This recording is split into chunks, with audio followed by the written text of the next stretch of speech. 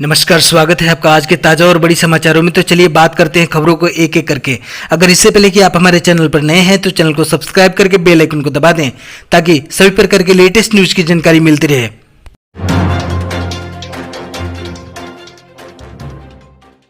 Sushant Singh Rajput case में सांसद सुब्रमण्यम स्वामी ने पीएम नरेंद्र मोदी को सीबीआई जांच के लिए लिखा पत्र। जी हां दोस्तों, आपको बता दें कि अभिनेता सुशांत सिंह राजपूत सुसाइड केस में अब एक नया मोड़ आ रहा है।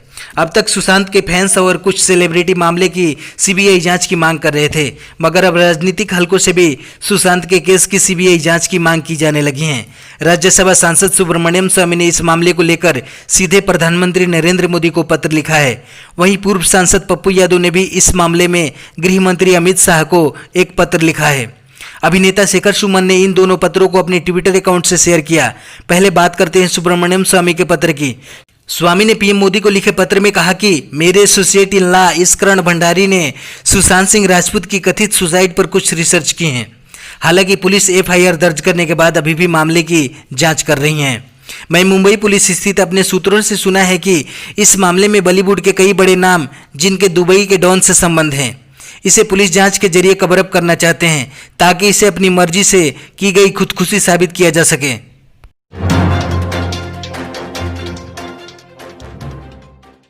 भारत यूथ समिट में प्रधानमंत्री मोदी ने कहा, कोरोना के बाद दुनिया में नई आर्थिक चुनौतियों से निपटने के लिए सभी लोकतांत्रिक देशों को एक साथ आना होगा। जी हां दोस्तों, आपको बता दें कि प्रधानमंत्री मोदी ने बुधवार को वीडियो कॉन्फ्रेंसिंग के जरिए भारत यूरोपियन ईयू शिखर सम्मेलन 2020 को संबोधित किया। उन्होंने कहा कि कोरोना के बाद दुनिया में नई आर्थिक चुनौतियों से निपटने के लिए सभी लोकतांत्रिक देशों को एक साथ आना होगा। उन्होंने भारत यूरोपीय संघ के संबंध और मजबूत करने पर जोर दिया। पीएम मोदी ने कहा कि सबसे पहले मैं कोरोना की वजह से हुई क्षति के लिए संवेदना प्रकट करता हूं। मैं पहले भारत यूरोप संबंधों को और मजबूत बनाने के लिए प्रतिबद्ध हूं। कोविड-19 के बाद आर्थिक स्तर पर नई समस्याएं पैदा हुई। आज हमारे नागरिकों की सेहत और समृद्धि दोनों ही चुनौतियों की सामना कर रही हैं। इससे पहले प्रधानमंत्री मोदी ने वर्ल्ड यूथ स्किल डे के मौके पर डिजिटल इनक्लेव को संबोधित किया। उन्होंने कहा कि देश के युवाओं को दुनिया की ज़रूरतों के बारे में सटीक जानकारी देने की कोशिश कर रहे हैं। छोटी बड़ी स्किल आत्मनिर्भर भारत की बड़ी ताकत बनेगी।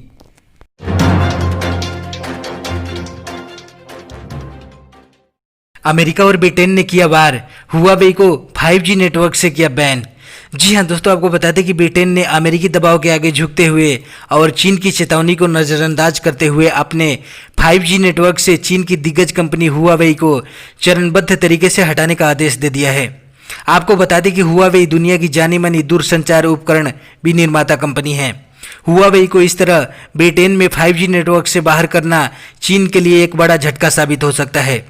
इसे भू राजनीतिक मोर्चे पर अमेरिकी राष्ट्रपति डोनाल्ड ट्रंप की चीन के साथ चल रहे जंग में जीत माना जा रहा है।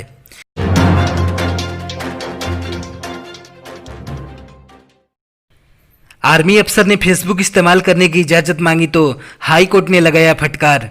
जी हां दोस्तों, आपको बता दें कि फेसबुक इस्तेमाल करने की इजाजत मांगने वाले एक वरिष्ठ आर्मी अफसर को दिल्ली हाई कोर्ट ने कड़ी फटकार लगाई।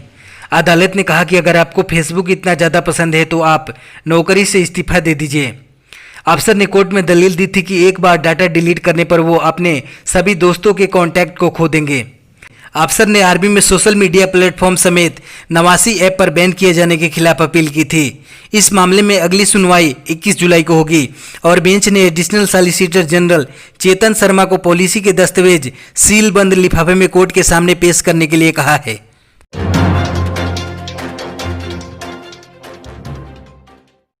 सीबीएसई 10th रिजल्ट पिछले साल की तुलना में 90% से ज़्यादा स्कोर करने वाले स्टूडेंट कम हुए।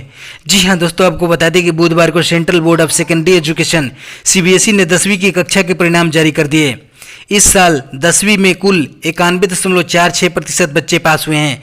पास होने वाले बच्चों की संख्या भले ही पिछले साल की तुलना में 0.36% बढ़ी है, लेकिन ट्रेंड्स बताते हैं कि 90% से ज़्यादा स्कोर करने वाले स्टूडेंट इस साल कम हुए हैं।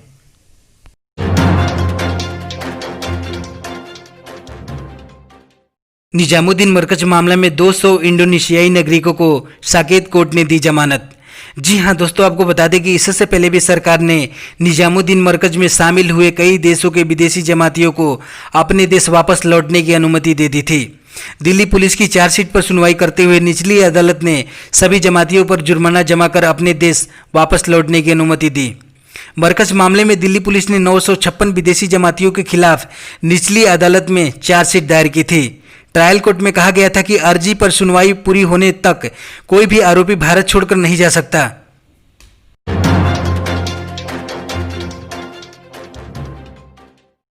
एक दिन में सबसे ज़्यादा 29,429 नए कोविड-19 के मामले आए सामने। 582 लोगों ने गंवाई जान। जी हाँ दोस्तों, आपको बता दें कि देश में कोरोना वायरस का कहर थमने का नाम ही नहीं ले रहा है। पिछले 24 घंटों में भारत में 29,429 नए मामले दर्ज किए गए हैं। यह एक दिन में आए कोविड-19 के अब तक का सबसे बड़ा आंकड़ा है। इसी के साथ देश में कोरोना संक्रमितों की कुल आंकड़ा बढ़कर 9,36,181 पर पहुंच गया है। स्वास्थ्य मंत्रालय की ओर से जारी ताज़ा आंकड़ों के मुताबिक पिछले 24 घंटों में 582 लोगों की इस वायरस की वजह से मौत हुई हैं। अब तक कुल 24,309 लोगों की जान चली गई हैं। हालांकि कोरोना से ठीक होने वाले मरीजों की संख्या बढ़कर 5,92,032 हो गई हैं। यह थोड़ी राहत की बात है कि मरीजों का रिकवरी रेट 63.23% पर पहुंच गया है।